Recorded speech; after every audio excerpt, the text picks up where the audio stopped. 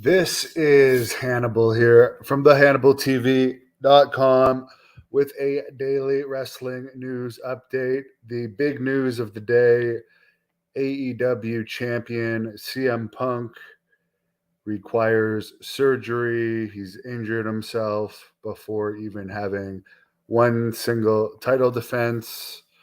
So, in a very complicated manner that I won't even get into, AEW is creating an interim champion. Well, CM Punk is out with whatever surgery he needs. They're not saying what exactly he needs. He's 43 years old. Could be anything. Arn Anderson apparently now owns the trademark on the Four Horsemen name. Could we see the Four Horsemen pop up in AEW? We know Ric Flair is back making some sort of documentary with WWE, so it's unlikely Flair will be in AEW anytime soon. Other news, I just got off the phone with Tank Abbott. He's going to do a live interview with me tomorrow night at 9 p.m. Eastern. He wants to talk about some problems he's been having with his Mercedes that he wants to talk publicly about because Mercedes has really been screwing him around. He also wants to address Dan Severin and Don Fry's podcast and Tito Ortiz. He wants to touch on, as well as a few other things that he wants to get off his chest. It is his 4-year anniversary since his liver and kidney transplant, so he's doing pretty well these days. Ralph says maybe CM Punk will be out for good. Who knows? Who knows? But his $3 million a year contract, from what people say he makes, is probably guaranteed. So, whatever. I'm not planning on paying much attention to AEW.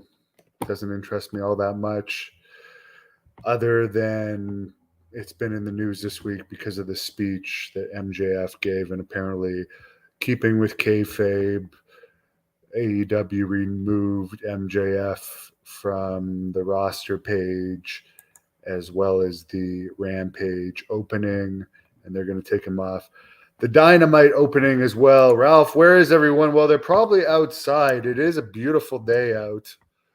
I just got home from the gym, and I'm actually going to go out there and run. I actually used my outdoor pool for the first time today, and that was pretty nice. Mike liked the Kato interview last night. I haven't put out any clips from it yet, but the funniest part for the Kato interview, who, by the way, if you don't know, Kato was also Max Moon as well as Paul Diamond, was apparently once in catering, Pat Patterson decided to pull his pants down. Could you imagine in 2022 if a WWE executive pulled the talent's pants down, particularly an executive like Pat Patterson with the reputation he has?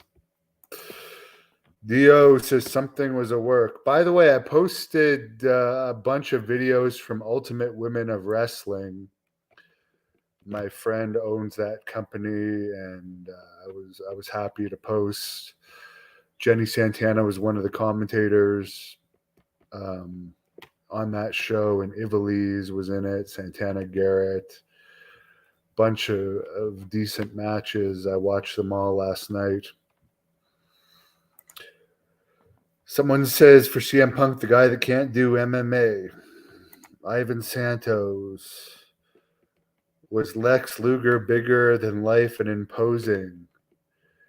Not when I met him, but it's safe to say I met him when he was out of his prime, when I did the interview with him at his mom's house. That I wish I had done a 3-hour interview with him now, because he never answered me again since that interview.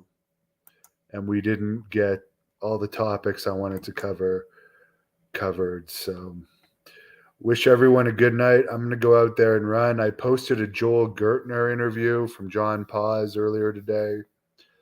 He also sent me a new Vince Russo interview that I'm going to post later tonight. And there's a new Rob Van Dam interview that John Paz did, which I am going to post on Tuesday. Because Tuesday, I'm going back to Toronto because I have a role in a TV series that I'm really excited. I believe it might be my biggest acting role that I've ever got, even though it's just a small part, but I'm pretty excited about it.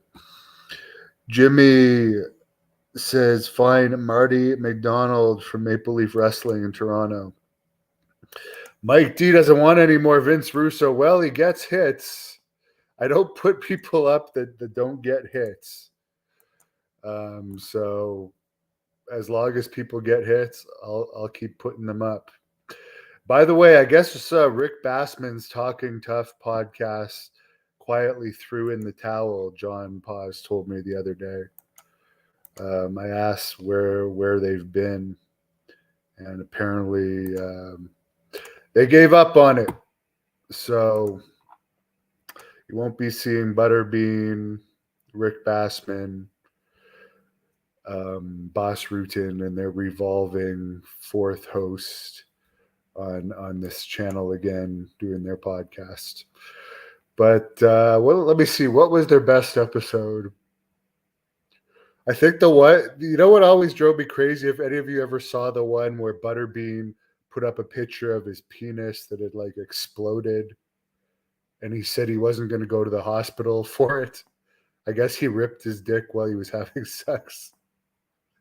And then they never mentioned it again. So I was always wondering, like, if he recovered, because he said he was just dealing with it by having Epsom salt baths. Jimmy can't wait for my book. Well, I don't think it's going to be out this year. Devin, they censored some of the Rougeau commentary. I have no idea what you're talking about. Jimmy says the Butterbean penis picture was funny. Jason says he wouldn't say CM Punk failed at MMA because of the money he made in MMA. That is true. You know what? I will agree with you, Jason. Although he did make wrestlers look really bad by the performances he gave. I believe he said with bonuses and everything, he got around $1 million for his first fight. And the second fight, I think he got like $500,000. So you can't say he failed. No, he made money at it. So good for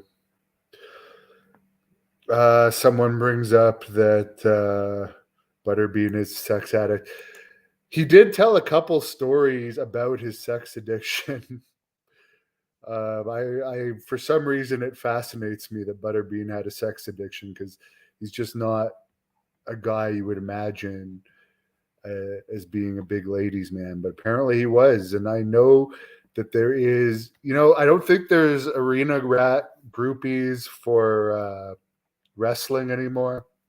There is for YouTubers. I can tell you that 100%. YouTubers have groupies, and MMA fighters have groupies, and so do boxers, apparently, from Butterbean's stories. Of course, I'm clear to wrestle. I'm going to be wrestling September 3rd in Petawawa, Ontario. So on that note, I hope everyone comes out to that show that lives in the Ottawa area. Tickets are on sale at ticketweb.ca. But I'm going to, as I can point out, it's beautiful. It's still sunny out here, so I'm going to get outside and run. Have a great night. Thank you for watching the Hannibal TV. Please help me out and like this video, then click the subscribe and get notifications buttons so you don't miss any of my latest shoot interviews, match videos, or news updates. Follow us on Facebook at The Hannibal TV for more live streams and videos. And while you're